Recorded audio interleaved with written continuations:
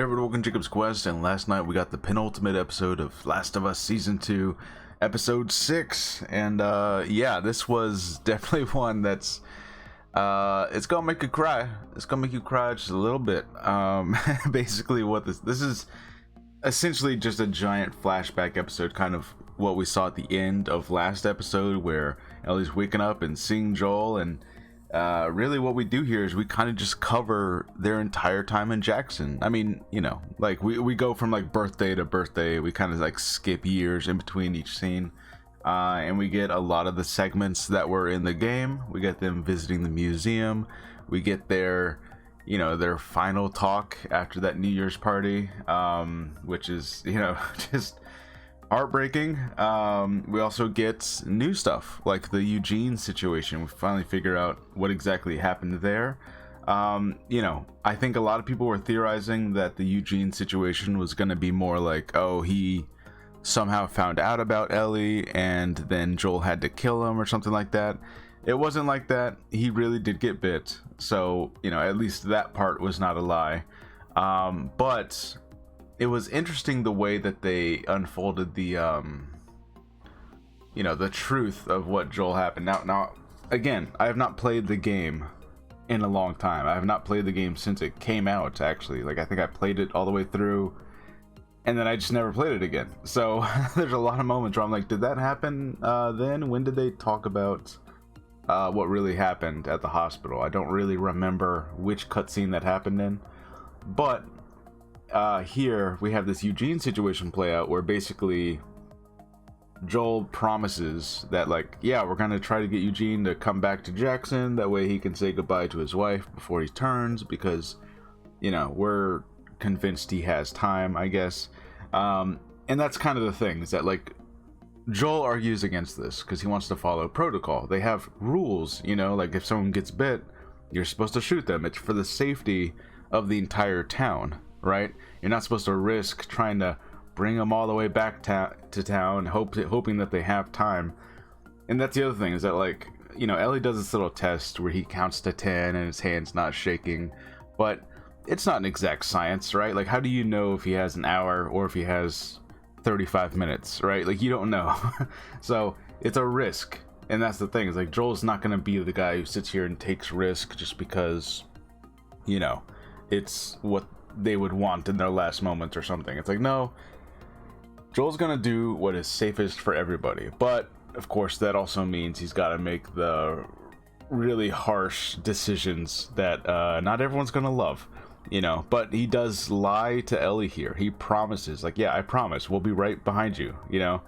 And that's really where the turning point in their relationship is, because Ellie sees his face, knows what it looks like when he's lying directly to her face.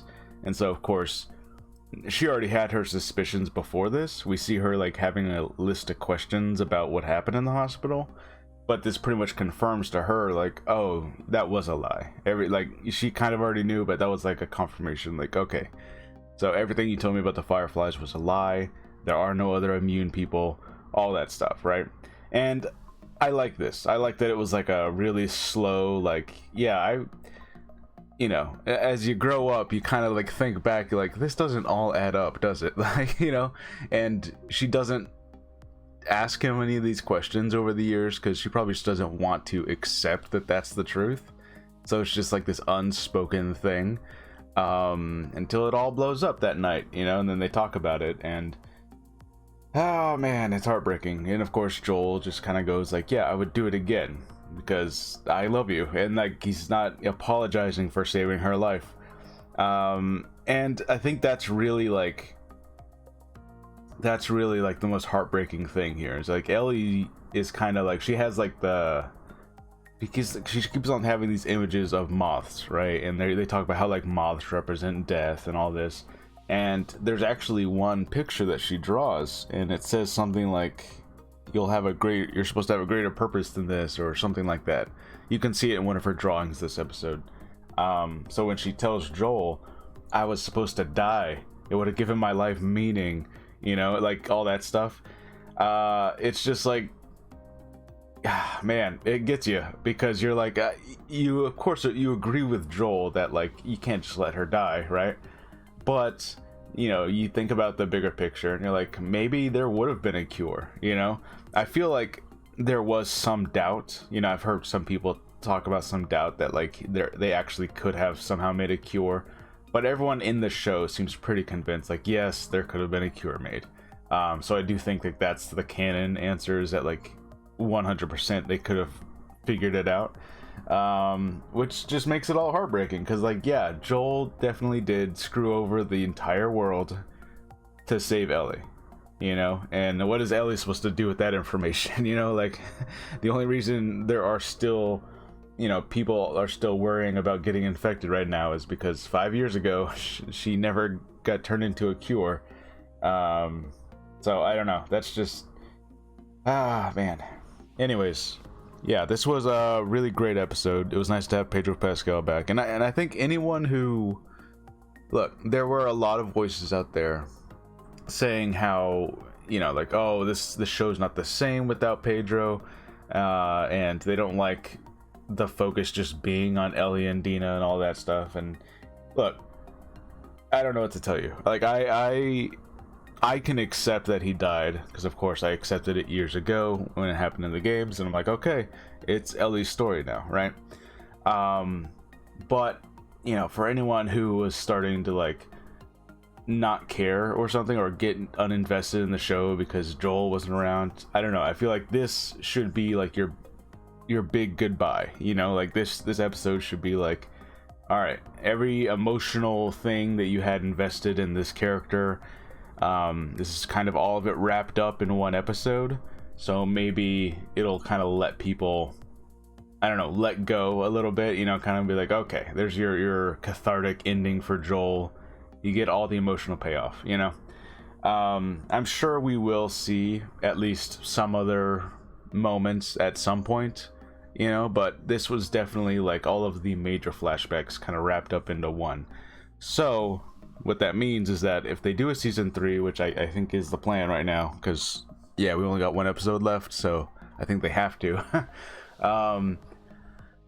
I think that means that we probably won't get any Joel at all in season 3, and if we do, it's going to be like the smallest little cameo. It's not going to be anything major like this, because this was pretty much all of the most important moments. But yeah, I think, I don't know, I'm curious to see like what the viewership is, I guess, because there's a lot of like commotion made of it online, but I don't know how much of that is like real, like how many actual like normal person viewers, people who are not on YouTube all the time, who get angry every day, how many of those people are actually like gonna stop watching the show because Joel's not in it or something? I'm very curious about that. Now, as far as where the show or the season can end up now, I'm not really sure, because I know we're probably gonna have at least one confrontation with Abby, and I almost want to say that, like, I want to say they have a confrontation, but then Ellie loses in the game, or she gets like knocked out or something. I don't exactly remember how it goes down, but I know that they have one confrontation early on, and then they have another confrontation way later in the future. Like, Abby has her whole entire story on her side, and then they have a final confrontation. But yeah, I think by the end of this season, we're gonna be like only at the halfway point of where the story in the game was. But of course, for narrative reasons, they're gonna have to end it on a, somewhat of a decent, like, it's got to feel like a cliffhanger, but it also has to feel like we have at least some kind of like conclusion here for the end of a season. Because I think that's the thing, is people get really frustrated with cliffhangers that feel like we don't have any resolution. Like, that's how the last season of House of the Dragon felt. It felt like we're leading up to a giant battle, and then the season ends, and you're like, well, that's some bullshit. Like, you got to end on the giant battle. You can't just like end it on the lead up to it, and then like, okay, hold that momentum for 2 years before we get back here. So Last of Us, I feel like they got to have their big confrontation here, and then maybe Ellie loses, and then we see maybe the beginning of Abby's story a little bit, and then that's where we'll lead up into season 3. I feel like that's got to be the way it happens.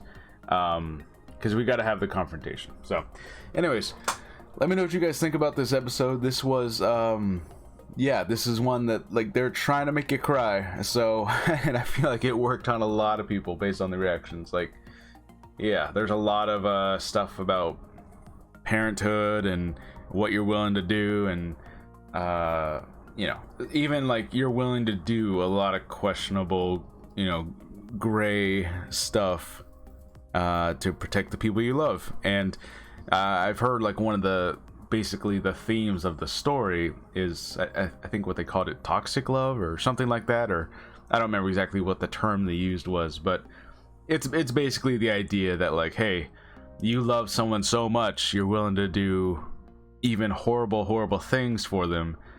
You know, is love always good, kind of thing? Like, I think that's like the central idea here.